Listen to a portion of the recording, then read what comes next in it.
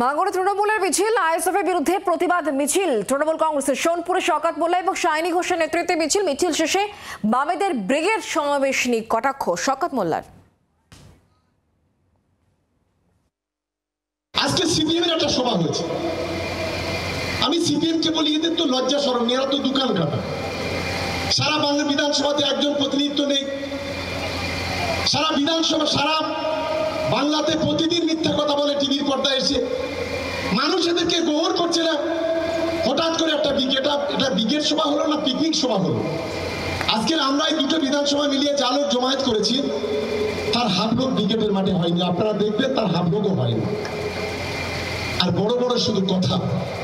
আর ওখানে যা লোক এসছে সেই লোকে অর্ধেকের বেশি হচ্ছে বিজেপিতে ভোট দেবে।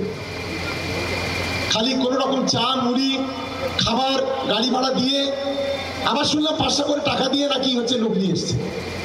এই হচ্ছে বিষয়। বাংলার আওয়াজ, বাঙালির আবেগ, জি 24 ঘন্টা।